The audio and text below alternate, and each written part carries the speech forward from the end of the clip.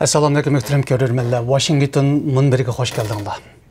Bugun Washington munbir programmasining 2-chi soni bilan yuz ko'rishyapsizlar. Bugungi suhbatimizni Uyg'urlar uchun intayin muhim bo'lgan bir temaga bag'ishladik. Bu bo'lsa Uyg'ur tilining taqdiri, kelajagi va istiqboli masalasi. Hammamizga ma'lum bo'lgandek, yaqinda Uyg'ur Abdulmurayliq ma'rif nazorati ham Uyg'ur rayonidagi ba'zi yerlik o'rinlar orqa-orqadan hujjat chiqarib, bu yil 9-oyning 1-kunidan boshlab, ya'ni bu yillik yangi yil o'qish mavsumidan boshlab Uyg'ur rayonida barliq darsliklarni Xitoy tilida o'tilganligini jakarladi.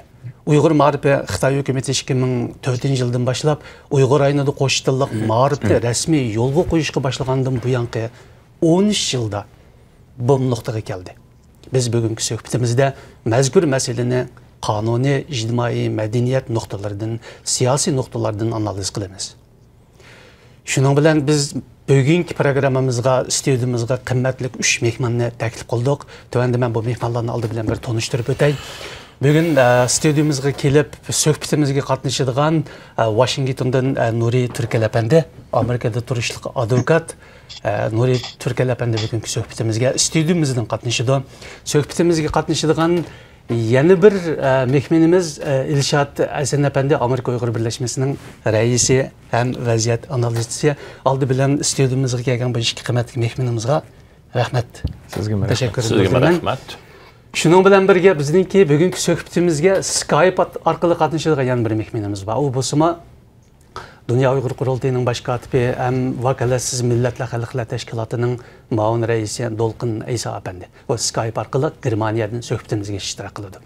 Hem de bir yerde meseleni aldı bilen biz kanuni noktadan analiz qilib baksak, şu narsani biz o'tirg'a qo'ya olamiz. Ya'ni kishilarning eng diqqatini qo'zg'ayotgan Abdulmurayliq ma'rif nazoratining 10-numurli hujjati bo'lsin yoki Xotan viloyatlik ma'rif idorasiniki chiqargan uqtirishida bo'lsin, bu uqtirishlar, bu ma'muriy buyruqlar qanday bir qonuniy asosga tayinadi? Bu masalada oldi bilan Nuri Turkal apandimdan bir so'rab baksam, siz nimalarni o'ylaysiz bu nuqtada? Bu Xitoyda Uyg'urlarga chiqarayotgan bu siyosat olsun yoki boshqa millatlarga chiqarayotgan siyosat olsun, hatto o'zining Xitoy xalqiga chiqarayotgan siyosatlarniki chiqish nuqtasi qonun jihatdan boshlanmaydi. Bu Xitoyda Uyg'urlar bo'libmi bir alayda siyosat chiqargan vaqtida bular davlat manfaati yoki siyosiy manfaatini ko'zda tutib turib qaror chiqardi. Bu hamda Xitoyning abaysiz deb o'tganda Xitoyning asos qonuni bo'lsin, avtonomiya qonuni bo'lsin, Uyg'urlarningki diniy erkinligi, milliy erkinligi, jamiyat barobarligi degan narsalar nihoyatda chiroyli yozilgan. Mush g'arb ellarinikiga o'xshagan darajada, qabul qilarligidek darajada nihoyatda yaxshi yozilgan qonunlar bor. Ammo u qog'ozdagi qonun icra bo'lmaydigan. Bu masalada siyosetchilar qandaqdir qonun asosida emas, siyosiy manfaat asosida chiqargan bir qaror. Endi Uyg'urlarningki shu yaqin zamon tarixiga qaraydigan bo'lsak, bu Xitoy hukumatiningki eng oxirgi nishoni Uyg'urlarni xitoylashtirish siyosatiga putluk aşan olayotgan ikki masala bor. Bu yerda birisi Uyg'urlarning milliy qimmat ko'z qarashi, yana birisi milliy madaniyati. Bu ishkini yo'qotmay turib, Uyg'ur mavjudiyatini yo'qotmay turib, Uyg'ur kimligini yo'qotmay turib, Xitoy Uyg'urlarni butunlay assimilyatsiya qilolmaydi. Qilolmagandan keyin bu kelajakda o'ziga tahdid deb qaralayotgan yoki tahdid bo'lish imkoniyati bor deyotgan siyosiy tahdid Uyg'ur kimligi bo'lgani uchun buni yiltizdan qo'rqitishni o'ylayapti. Shu vajdan bu til olsun, milliy madaniyat olsun, ondan keyin bizniki milliy urf-odatlarning asosi bo'lgan diniy aqidalar olsun, bu hammasi Xitoyningki uzun muddatlik, uzun musofirlik yo'q siyosatiga putluk aşan bo'lgan omillar. Bu yerda bir nuqta bor. Masalan, Amerikada bo'lsin, g'arb dunyosida bo'lsin, endi Xitoyda mana uning sud mahkamalari va adliya organlari va advokatlar biroz o'xshab ketadi, ammo uning ijro qilinish masalasi va qanday ijro qilinish, ijro mexanizmi Xitoyda haqiqatan ojizmi edi. Ya'ni siyosat, ma'muriyatda kuchlikda u yerda masalan sudga qarag'an vaqtida. Bu yerda buni bir sud mahkamalariga yoki Xitoyning xalq qurultayilariga olib yoki siyosiy kengashlarda o'tirg'a qo'yib, buning qonunga xilof ekanligini, avtonomiya qonuniga rioya qilmaslik vaqasi ekanligini o'tirg'a qo'yish mumkinchiligi bormi buniki? Hozirgi sharoitda bu. Yo'q, chunki bu yerda undan ikki sabab bor. Birisi ashundaq bir organ yo'q. Kanal yok. Üçüncüden Uygurlarning siyosiy huquqi yo'q. qonuniy huquqqa erishish uchun Uyg'urlarda siyosiy huquq bo'lishi kerak. Siyosiy huquq bo'lmagan yerda qonun huquqning qo'g'irilish vaqtidan e'tibor qilishi, hatto e'tirof qilishini o'tirib qo'yilmaydigan bir masala. Biz yerdan bu Uyg'ur masalasida, Uyg'urlarning milliy madaniyat masalasida, til masalasi olsun, Xitoy hukumatiga qarshilik fikrda bo'lgan hamon o siyosiy jinoyatchi bo'ladi. O siyosiy jinoyatchining huquqini talab qilish uchun bir advokat talab qilishmi nihoyatda muhim bir icra qilish nisbati nihoyatda to'van mumkinchilik bo'lmagan bir masalaga aylanib qoldi. Bu yerda masala berib adliyaninki mustaqil bo'lmaslik masalasiga berib taqiladi. To'g'ri. Endi bu yerda yana bir masala bor. Abdunum rayonlik ma'rif nazoratining hujjati 7-oyning 5-kuni chiqadi. Uningdan bir hafta burungi deyman, Xotan viloyatlik ma'rif idorasining chiqargan bir 5 moddalik hujjati bor. Sizlarga ko'rgan bo'lishinglar mumkin. Bu inglizcha xabar tarqitildi bularning hammasi.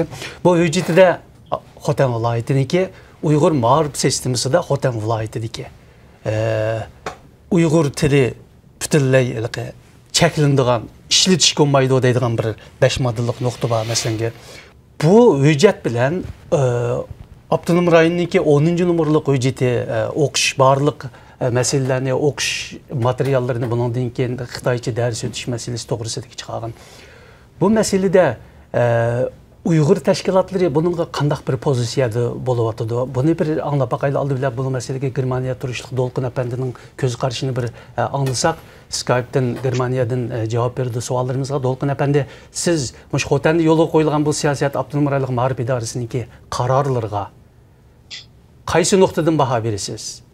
Bu yerda Nuri Turkal apandi nihoyatda muhim bir nuqtalarni ifoda qilib o'tdi. Men bu yerda qo'shimcha Nurining gapiga bir ikki nuqtada qo'shimcha qilib o'taman.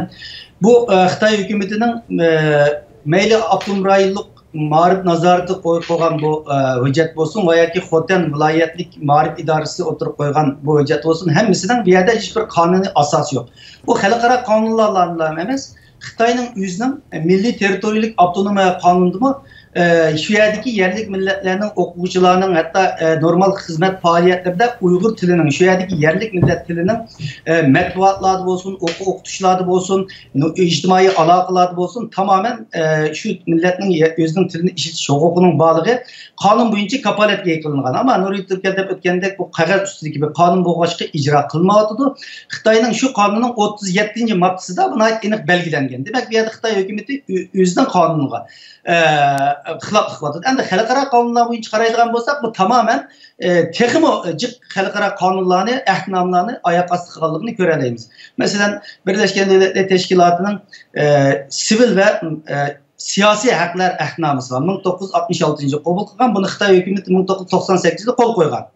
Bunun da tamamen her qaysi milletlerinin öz haq huquqini özünün tili, yazık bilen ifadelash, özünün tilini qo'llanish huquqi garanti aslı qilingan. Ondan keyin yana bir ahdnoma var, 1989-yili qabul qilingan balalar haqlari ahdnomasi deyilgan bir ahdnoma. Bu ahdnomada asonliq millatning balalarınki va yoki har qanday bir millatning balalarining o'zining til yozig'ida ma'rif ko'rish, ma'riflarini o'zining tilida olib berish, matbuot aloqalarini o'zining tilida olib berish nihoyatda aniq shaklda bu belgilangan. Buni Xitoy hukumati 1990-yilda buni qo'l qo'ygan va 92-yilda rasmiy ijro qilaman deb buni yo'riqga qo'ygan. Ama bularning hammasi qaraydigan bo'lsak, Xitoy hukumatining mayli xalqaro qonunlarni va o'zining milliy territorial avtonomiya qonunlarini qanday shaklda xilof qilayotganligini ko'ramiz. Bu nuqtadan biz Uyg'ur tashkilotlari biz xalqaroda Xitoy hukumatining bu yerda yalnız o'zining qonunlarini emas, xalqaro qonunlarni xilof qilayotganliklarini, shuning uchun bu yerda yalnız bu Uyg'ur tilining amaldan qoldirilishi, chekilishining, ya'ni yalnız Uyg'urlarni aloqador qiladigan bir masala bo'lmaganligini, bu xalqaroni aloqador qiladigan, xalqaroning dikkat itibarını özgü tartış gerekliğini, bunun da Xitayning bu belgelemelerini xalqarodagi Birleşken Milletler Teşkilatı ve demokratik devletler olsun, muştun qo'l qo'ygan devletlerinin bununla ahamiyet verishi ve üzgüçlük orlaştırıcı mecburiyeti bağlılığını biz bir yerde oturup koyumuz ve bu noktadan qaraymiz mesela. Dolqin apandi, endi bu yerda bundaq masala bor. Xalqaro bir mexanizm yo'qmi? Masalan, Xitoy hukumati bir xalqaro kelishimni imzolasa, shunga aloqador til, ona til, bolalarni qo'g'dash va hokazo siz bayon degandek. Bu xalqaro bir mexanizm yo'qmi? Bunga amal qilsa, buni cheklaydigan, buning oldini olish oladigan va javobgarlikni so'raydigan. Mesela ben size gidip öttüm, sivil ve siyasi haklar ahdnamasına kol koyduk ve balalar hakları ahdnamasına. Mesela 2012 yılı Birleşken Devletler Teşkilatı Balalar Hakları Komitesi Xitayning devletlik dokumentini, yani Xitayning müşrik ahdnamını icra qilishni ko'zdan kechirdi. Biz qatnashdik shu vaqtimizda. Biz nurg'ulg'an masalani o'tirib qo'ydik. Mutaxassislar qilib Xitoy hukumatining, ya'ni yalnız Uyg'urlar masalasi emas. Tibetliklarda Xitoyning o'zidami bolalar haqlariningki ahdnomlarga hurmat qilmayotganligini. Biz bu yerda asosiyatni shu vaqtimizda Uyg'ur maktablardagi ona til muarifining talon-tarojga uchrayotganlik masalasini o'tirib qo'ygan. Bu yerda Birleşken Devletler Teşkilatı bu vaqtda Xitoyni so'roq tatdi va Xitoy hukumati shu vaqtimizda ba'zilarni berdi. Ve keyingi vaqtning o'zida 1 yilgacha ularga muhlat berdi. Bu masalaga javob bersanda Xitoy hukumati keyingi vaqtlarning o'zida bunga diqqat qilganligini qildi va ashada yana o'zining bu yerda asonliq millatlarning muarif huquqiga, o'z tili huquqiga hurmat qilayotganligimiz, biz qilyapmiz, qonunlarimiz bor deb aldashtirishdi. Ammo mutaxassislar uni unda bo'lmayotganligini. Shuning uchun Xitoyning bu yerda yani aldamasligini bunga diqqat qilish uchun eskartgan. Endi ikkinchi masalada bunun ikincisi 2019 yılı keler yılı, yani 2 yıldan keyin mushu ahdnomada Xitoy hukumatining qanchalik bunga rioya qilmaganligi Birleşken Devletler Teşkilatı'nın yana bir qatim ko'zdan kechirildi. Ham biz bu vaqtning o'zida Xitoyning bu va'dasiga vafo qilmaganligini shu Birleşken Devletler Teşkilatı'nın balalar haqlari komiteti orqali yana bir qatim Xitoyning bu yerga javobgarlik tortdi. Ham u vaqtda ko'ramiz uni nima deb javob berganligini. Endi bu yerda yana bir masala bor. Masalanga bayam sizlar Nuri Türkel Efendi motoru koyup ketdi. Bu meselenin hammasi Xitoyning asos qonuni va avtonomiya qonunlariga xilaf. Ammo Xitoyda qonunni ijro qiladigan bunda bir mexanizm yo'q. Bu ijro qilinmaydi, faqat qog'ozning o'zidagi masala deb. Ammo bu yerda Xitoy hukumatining bir tushundirishi bor bunday voqealarga. Buning hammalarning xabari bor bo'lishi mumkin. Masalan, yerlik doiralar davomli, hatto Yevropa ittifoqi va Amerika bilan bo'lgan kishilik huquq dialoglaridami bu Xitoyning vakillari bu masalani alohida o'tirg'a qo'yganligini hammamiz bilamiz. Masalan, ana tilini ilib etsak o'tganda Xotandagi bir yerlik amaldor dedi. Bundaq siyosatni yurgizmishlik sabab, chunki biz qo'sh tillik ma'rifni yo'lga qo'ydik. Davlat tilini o'rgatishni 10 necha yil oldi yo'lga qo'ydik, ammo bu Xotanda oqmidi. Shunga bu belgilamani chiqardik. Shunga bundaq radikal tadbirlarni ilishga majbur bo'ldik degan bir masalani o'tirg'a qo'ydi. Endi buningga sizlar qanday qaraysizlar? Masalan, Ilshad Efendi bu masalaga siz bir javob berib baqsangiz, ya'ni bu siyasetni biz qo'sh til hammamiz bilamiz. Xitoychani o'rganish, boshqa bir tilni o'rganish haqiqatan endi odamlar uchun bir ortiqchilik. Buni hech qanday Uyg'ur o'rganmasin demaydi endi. Ammo bu yerdagi masala qanday o'rganish masalasi? Ixtiyoriy o'rganishmi, majburiy tingishmi va nima maqsad bilan o'rganish masalasi bu yerda. Shuningdek bu Xitoy yerlik doiralarining yoki Urumchi doiralarining bu Xitoy tilini o'rganmaganligi uchun biz bunday radikal tadbirlarni elishga majbur bo'ldik degan bu tushuntirishi. Siz nima deb inkos qaytarasiz? Bu tushuntirishi bema'ni bir tushuntirish. Chunki har qanday bir millat oldi bilan o'zininki madaniyat, o'zining tili, o'zining oq ko'rinishi, o'zining kimligini saqlab qola olish bu bir her milletninki özgü bo'lgan bir söyüniş insanlarninki. Şu orqali bu yerda hamda Uyg'urlar azaldan boshqa tillarni rad qiladigan millatlar emas. Masalan, Xitoydan burun bizninki muarifimizda Fars tili var, hatta Arab tili var. Xitoy tili mo kirgan. Masalan, Abduxoliq Uyg'ur Xitoychani yaxshi biladigan bizning bir ziyoli yerimiz. Demek Uygur milleti hech qachon tilni rad qilmaydi. Ammo bu yerda Nuri Türkel efendim bayon qilib o'tgandek, bu yerdagi Uyg'urlarninki siyosiy huquqining hech qanday kapolatga ega bo'lmaganligidan o'zi bu jamiyatda bir xil siqilib, madaniyat jihatdan bo'lsin, kimlik bo'lsin, hamma jihatdan hatto turmushdami bu Xitoyning sistemasida qistirilib, sirtiga chiqarib ikkinchi darajalik bir puxra bo'lib qolganligidan bu norozilik odamninki g'ururga ham insonlarninki tafakkur hamma jihatdan ta'sir qilganligidan Uyg'urlar bu Xitoyning bu siyosatini rad qilishningki yana bir ifodasi Xitoy tilini qo'shib rad qilish.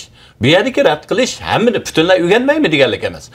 Uyg'urlarning har qanday men ishonima o'zininki turmushining hodisidan chiqarib xitoychalarni biladi. Ammo lekin o'zining tilini qarib qo'yib, yana bir tilni majburiy zo'lab o'rgangan vaqtida har qanday bilmalar buningga qarshilik bildirdi. Bu mesela biz hammamiz g'arb dunyosida yashaymiz.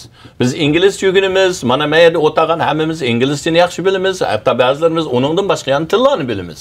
Nima uchun degan vaqtida, erkin bo'lgan vaqtida qo'yib adam huzurlana oladigan vaqtida uningki yana bir tilga bo'lgan qiziqish bo'ladi, uni o'rganish bo'ladi. Uyg'ur xalqi tarixdan ko'p tillik bilan yetilib kelgan bir millat. 22 xil yeziq chiqdi-ku bizniki. Ha, bu demak Uyg'urlar tabiiyatidan boshqa tillarni rad qiladigan millat emas. Bo'libmi bizning jo'grafiyalik o'rnimizni elib aytgan bo'lsak, bizningki o'rnimiz naq sharq madaniyati bilan g'arb madaniyatini o'xshamagan tillarni qabul qilish orqali yo'g'ri mana degan vaqtda bir ko'riklik rol o'ynagan biz tarixdan tartib. G'arb madaniyatini sharqqa yo'llab bergan, sharqning madaniyatini g'arbga yo'llab bergan. Biz shuni mujassamlashtirib, shu yerda o'zimizning aloyidaligidagi bir Uyg'ur madaniyatini yaratib chiqqan bir millat. Bunda bir madaniyatni yaratgan millat hargiz paspalda hamma nimani rad qilmaydi. Qabul qildigan ilg'or narsalarni qabul qila oladi. Masalan, jadidizmning kirishi bizga yangi muarifning kirishi shu biz yangilikni qabul qilganligimiz. Biz Xitoydan burun yangilikni qabul qilgan. Bu demak Uyg'urlar yangilikka, yangi taraqqiyotga yuzlanadigan, uni qabul qila oladigan millat. Ammo bu yerdagi masala Uyg'urlarningki butunlay siyosiy huquqidan mahrum bo'lganligidan bu yerdagi bu tirkishish bu manda degan vaqtida o'zini saqlash uchun o o'zining irodasi bilan bo'lmayotgan ish bo'lganligi masala. Buning hech qanday bir ardish yo'q. Masalan, abay Nuriy Turkiyalar pandemi qonun to'g'riliq etdi. Xitoyning asos qonunininki 121-moddasida har qanday mushu Xitoyda yashayotgan millatlar o'zining til yozig'ini ishlatish huquqi bor degan 121-moddasida. Avtonomiya qonunininki 49-moddasida avtonomiya yurgizayotgan millatlar o'zininki til yozig'ini taraqqiy qildirish, shuni maktablarda kapolat qilib o'rganish bu huquq kapolat qilingan degan. Bu avtonomiya qonuni asos qonunning shu 121-qonuni bo'yicha bekitilgan qonun. Bu qonunlarni hozir Xitoy qarib qo'yib, majburiy siyosat orqali buni zo'lab Uyg'urlarni o'zining tilidan voz kechirganga yani bir millat mana degan vaqtida xitoylashtirmadi.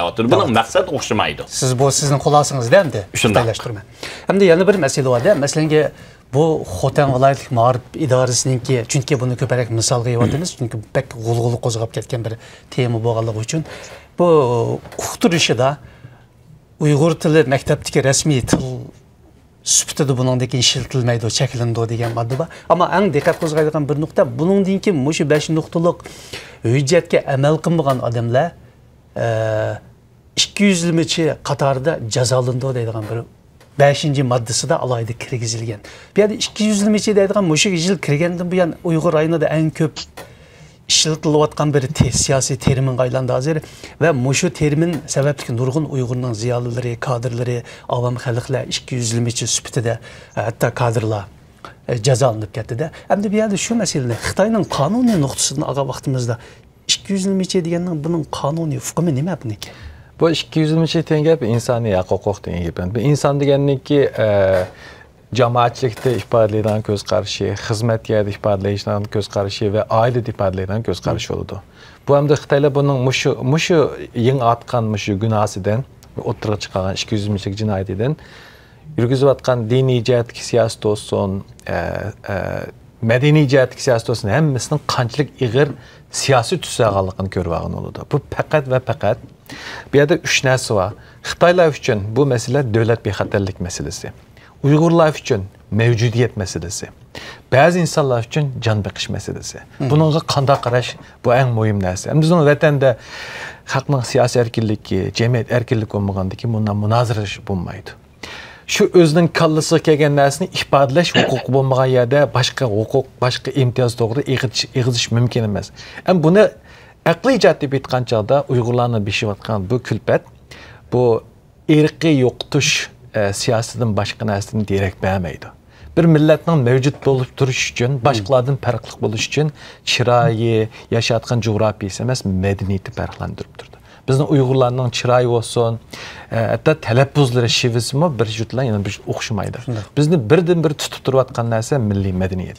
Bu milliy madaniyatni yo'qotish orqali Xitoy uzun masofada ko'z oldida kelib chiqadi deyotgan siyosiy tahdidni yo'qotmoqchi. Milliy mavjud bo'lib turgan ekan, millatning siyosiy talab bo'ladi bir kunlarda. Buni yo'qotish uchun Xitoy u yoqqa tortib, bu yoqqa tortib, bu Uyg'urlarning mavjudiyati, qimmat ko'z qarashini yiltizdan qurtmoqchi.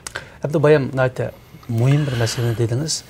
Bu masala Xitoyning bir tarafdan davlat bexatarlik masalasi, yana bir tarafdan Uyg'urlarning milliy mavjudiyat masalasi. Bu ikkisining o'rtasidagi birbiriga kelib qolgan to'qinish. Bu yiqilishga bo'lmaydigan to'qinish bu. Buni murassallashtirgani bo'lmaydigan to'qinishmi?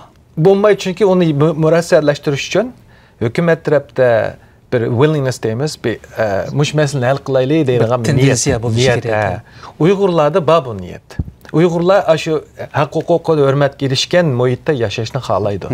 Ammo Xitoy hukumatining niyati yo'qotish bo'lgani uchun birisi mavjudiyat, ya'ni biz yo'qotish yo'lida o'tira kelishni aytasiz, to'xtaydigan bir ziddiyat deb qarayman. Endi buningda Nurinnikiga bir qo'shib qilsam, Xitoy madaniyatida bunday degan vaqtida Xitoy hozirgi zamon bir davlat bo'lgan bilan Xitoy madaniyati jihatdan mening shaxsan ko'z qarashimcha hozirgi zamon millat yoki hozirgi zamon civilization deymiz, hamda shu yangi madaniyatdagi uqum, ko'z qarash, qimmat qarash shakllanmadi. Shuning uchun bularningki bunday shakllanmagan sharoitda bular yana an'anasi bo'yicha Xitoyninki meningdan boshqa millat bo'lganlarning hammasi dushman. Shuning uchun bu an'anasi bo'yicha bular har qanday o'ziga o'xshamagan til jihatdan, e'tiqod jihatdan, shakl jihatdan bu o'xshamaganliklar ularni o'ziga o'xshatishga, aslimasiya qilishga shu tarafga qarab mangdi. Ya'ni siz bu yerda hukumatning boshqalarga bo'lgan pozitsiyasi tutishidagi mentalitasi yoki tafakkur bir usuli. Tafakkur usuli Xitoyda zamonaviylashmadi deyman men. Shaxsan mening ko'z qarashimda. U bir zamonaviy davlat bo'ldi, fan texnika jihatdan, iqtisodiy jihatdan, balkim hozirgi dunyodagi davlatlar bilan barobar oldidagi davlatlar. Ammo madaniyat jihatdan, dunyoviy taraqqiyotdagi ko'z qarash, qimmat qarashda Xitoy texi yanala oldingi asrda yoki uning oldidagi Xitoyninki shu feodalizm yoki imperializm ideologiyasi ham shuning ustiga qurilgan milliy qarash, qimmat qarashida yan davomlashadi. Shuning uchun o'ziga o'xshamagan millatlarning hammasini yo'q dema, qurtma deydi. Bu Xitoyning milliy manfaati. Endi biz savolimizni Dolqin apandiga qaratib baksak, Dolqin apandim endi hozir bu yerda yana bir masala bor.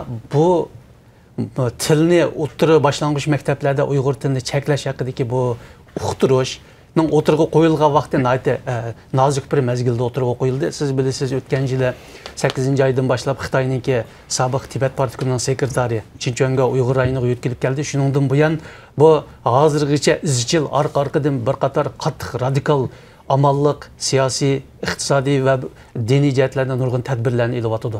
Bu siyosatning hozir o'tirg'i chiqishi bilan Uyg'ur rayonining hozirgi vaziyatida yuz berayotgan hodisalar o'tirisida qanday bir bog'liq munosabat qurish mumkin?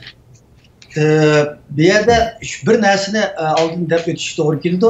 Xitoy hukumatining mayli qaysi bir amaldor Sharq Turkistonga uni rais qilsin yoki bo'lmasa partiya sekretari yo'tkab kelsin.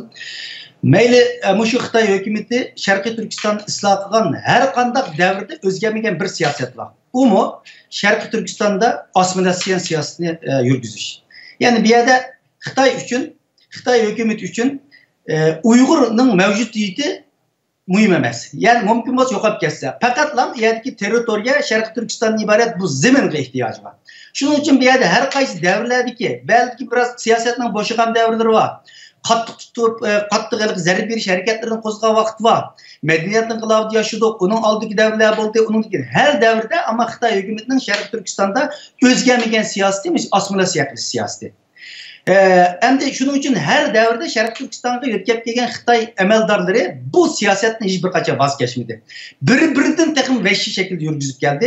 Ham Chinchango ismi degandagidek Sharq Turkistonga partiya sekretari yetkazib kelgandan keyin texim radikal, texim qattiqqo'llik bir siyosat yurgizishga boshladi. Chunki bu yerda Xitoy hukumati yetkazib kelgan degandagidek butun amaldorlar qanday qilib Xitoy hukumatining shu Sharq Turkistondagi o'zgarmas siyosatni eng muvaffaqiyatli o'rnay olayman deb yo'lga chiqdi, ammo hammasi mag'lub bo'lib keldi. Bu yerda 1-2 million xalq emas, ya'ni 10-20 million bir xalqni besim bilan, shiddat bilan o'zining madaniyatidan, o'zining tilidan, o'zining siyosiy madaniyat haq-huquqlaridan voz kechirish mumkin emas. Ama Xitoy hukumati bu reallikni tunib yetmay, texmo vahshiy shaklda bostirish bilan, yo'q qilish orqali mushunaq assimilyatsiya siyosatini amalga oshirmay davatidi. Chunki buning Xitoy hukumatining eng oxirgi Sharq Turkistonda mushu yo'tkab kelgandan buyanqi bu siyosatning qabiy shaklda epirayotgan amaldorlardan biri. Shuningdek Xitoy hukumati amaliyotda bu Uyg'urlarni biz besvag'ili hatto Gumsandandan burun vaqtlar qaraydigan bo'lsak, belki 100-150 yıllık bir jarayonda dünyanın hech qanday bir yerde bir misalını topilmaydi. Bir mustamliklik tarix qaraydigan bo'lsak, 100 yıl, 50 yıl, 60 yıl mustamlik qilgan bir millatning tilini bir 50-60 yılning yılda ish bo'lmasa shu millatning asos qismini biladigan va yoki assimilyatsiya qilmasa shuni qabul qiladigan bir darajaga yetadigan. Ama Uyg'ur xalqi bu assimilyatsiya jarayonida bu mustamlikni qabul qilmaganligi uchun bizning xalqimizning %70-80% hozirgi Xitoy tilini faqat bilmaydi. Şunun için Xitoyda hukumatning qiyinlik ketib bu qanday bu millatni nima uchun bu shunchalik besim qilyapman? Yumshoq pozitsiya qilib baqdim, ammo men bu millatni assimilyatsiya qilishda hech bo'lmasa tilida Xitoy tilini o'rganadigan, Xitoy tiliga bir hurmat bildiradigan va yoki Xitoy tilini so'zlaydigan bir holatga akilanmadim deb o'zimni qiyinlik ketib qolgan bir vaziyatda. Shuning uchun bu keyingi vaqtlarning o'zida qattiq qo'lliq bir siyosatni yo'l qo'yish orqali Uyg'urlarni haqiqatan mushu tildan mahrum qilish, u orqali assimilyatsiya qilish siyosatini amalga oshira olamdimankin deydigan bu bir yo'lda texnik xato bir yo'lda ketib bordi. Dolqin efendi bir yana bir masala bor. Xitoy hukumatining davatgan yana bir gapi, masalan, Uyg'urlarga Xitoychini majburiy o'rgatib, bularni Xitoyning asosiy jamiyat iqimiga, Xitoyning taraqqiyotiga, uning bilan raqobat qila oladigan bir muhitga so'rab kirmasak, bular keyinli qilyotidi deydigan bir terminni qo'llanib kelyotidi bular. Siz nima deysiz bunga? Ya yani Uygur tili hiçbir kaçan bu terakkiyatlı putukaşan olduğun bir til emas. Tarihte Uygur tili yüzünün muşu tili bilen Uygur milleti muşu tili bilen mevcutunu saklap gelgen. Tarih qaraydigan bolsak, bugünkü dünya tarihiga, medeniyetiga muşu Uygur tili bilen nurgulluğa töh bilen qo'shgan. Dünya medeniyetini beyitgan bir til. Şundak bir xalq. Endi şunda qilib bugungi kunga vaqtimizda bu taraqqiyot maslashanmaydigan qaloq bir til bo'lib qoldi deyishi tamamen Xitoyning o'zining assimilyatsiya siyosatini pardozlash, mushunga o'ziga bir asos turg'izish orqali o'zini xalqaro bo'lsin, Xitoyning o'zining ichida bo'lsin, besish va yoki shunday bir maskib taqlashdan boshqa bir niyat yo'q. Buning tegmay yuqori edib o'tganligidek faqatlam o'zgarmas shu assimilyatsiya siyosatini ishga oshirish. Endi bu yerda yana bir masala bor. Endi Uyg'ur tilini bundaq chekilinishi oxiri opirib, masalan, 2004-yildan boshlandi Uyg'ur qo'sh tillik ma'rif deb Xitoy tilini Uyg'ur maktablariga kirdi, maktablarni qo'shdi va natijada oxiri bu bir tillik ma'rifga o'zgarib 2017-yilga kelganda oxiri bu nuqtaga keldi hozir Uyg'urlarning ahvoli. Endi bu yerdan shu narsa bor. Bundaq bir siyosat Uyg'urlarning kelajakdagi ona til ma'rifiga Uyg'urlarning ona tilini qo'llanishi va Uyg'ur tilining Uyg'ur jamiyatidagi, Uyg'ur vatanidagi o'zaro aloqada o'ynaydigan roliga qanday ta'sir ko'rsatadi deydigan. Hamda bu jihatlarda bu siyosat qanday bir natijaga ilib bordi? Nijat efendi, mush masala. Har qanday bir millatningki o'zining urf-odat, madaniyat, tarix hamma e'tiqodini tartib, hammasini shu o'zining tili, yeziqi bilan uni davomlashtirdi. Şu medeniyet davamlash jarayonida u millatningki xarakteri, milliy xarakteri hamma nemasi shuning moslashib, tadrijiy holda gullanib, taraqqiy qilib mangdi. Agar bu millatning til yeziqi hujum uchirgan vaqtida bu millat gangraydi, ham ba'zi o'zining xarakterlarini yo'qtidi. Buningga masalan tipik misol, burunqi bizning Uyg'urlarningki cho'nglarga hurmat qilish. Xitoyda masalan buningga nihoyat ta'kidlayotdi. Xitoylar buni yo'qitib qo'ygan. Ammo biz o'zimizning yaxshi fazilatlarimizni, masalan, muhit qo'g'dashda axlatni suvga to'kmaydi, misolga. Cho'nglarga hurmat qilish, muallimlar kirsa o'g'rindan turib hurmat bildirish o'quvchilar. Mushunda narsalar hammasi shu bizning yeziq, til, madaniyat, o'zimizning urf-odati bilan mangdi. agar buni yo'qotsa, bu millatninki urf-odatlari hammasi tadrijiy holda yo'qaydi, buzg'unchilik uchraydi. Shunda oxirgi bir masala bor, oxirgi vaqt munosabatida oxirgi bir savolimizni Nuriy apandimdan so'raymiz. Endi bu siyosat yurgizilyotdi. Endi buni to'sashning, to'xtatishning yoki Xitoy hukumatini bu siyosatdan voz kechishga qoyil qilishninki bir qonuniy yo'li bormi? Siz nima deb o'ylaysiz? Xalqarada bularninki imzo qo'ygan qonunlar bor. Buning hech qaysisiga ijro qilib yoki uning hurmat qilgani yo'q. Lekin endi buni mundaq bir ikki yo'l bilan bu siyosatga qarshi bir kuchni o'rtaga chiqarish mumkin. Birisi ham inglizcha daily resistance degan bir kelima bor. Kundalik taqobil turish usuli degan. Masalan, buni maktablarda, xizmat o'rinlarida majburlagan bilan bu Uyg'ur ota-onalar aile ichida cho'qim Uyg'ur tilini tashviq qilish kerak. Aba Elishad apandim degandek bo'lmasa, bu Uyg'ur madaniyati tugaydi. Asta-asta til kirgandan keyin bu o'ziningki kimlik masalasiga tahdid qiladigan bir masala o'tirg'i chiqadi. Keyin undan keyin cho'nglar bilan yosh o'smirlar orasida tarjima bilan so'zlashadigan ahvol o'tirg'i chiqadi. Shunga bu daily resistance bu nimasini ilgari surib menish kerak. Ammo tashkilotlar xalqarodagi shu madaniyatlik davlatlardagi Xitoylar bilan bo'lgan diplomatik kuchdan foydalanib, Xitoyni o'zining asos qonuni, avtonomiya qonunini hurmat qilishga tashabbus qilish kerak. Endi buni ayni vaqtda bu diversity deymiz inglizcha, ko'p millatlik, ko'p tillik davlatlar, Kanada, Amerika, Avstraliyaga o'xshash, bundaq davlatlar bundaq bir sistemning madaniyatining bo'lishi davlat manfaatiga uyg'un, sana bir sog'lom bir jamiyatni shakllantirdi. Bu qandaqdir siyosiy tahdid emas, sog'lomlikning ifodasi degan ortiqchilik bir boylik deydi. Targ'ib qilish kerak. Bu diversity ideyasini targ'ib qilish kerak. Bu shu g'arbdagi madaniyatli davlatlar orqali diplomatik yo'llardan Xitoyga asta-asta singdirish mumkin. Aba Elishad apandi degandek, Xitoy kuchli bir davlatga aylandi, lekin g'arbdagi madaniyatli davlatlar orasidagi siyosiy madaniyat va jamiyat axloqiyati o'tirg'i chiqmoqda. Nəhayət köp rəhmət, hörmətli görürmənlər. Bugün Washington Munbiri söhbətinin ikinci sanını gördüңлар. Bundan keyin sizlər bilan bu xil proqramlarni davamlıq diqqətinizə sunub durmuz. Kelər ketim görüşkəcə aman bulunlar xeyir xoş. Şunun bilan birgə mehmanlarga köp rəhmət. Sizə köp rəhmət. Sizə köp rəhmət. Rəhmət olsun Nuri. Sizə rəhmət. Rəhmət.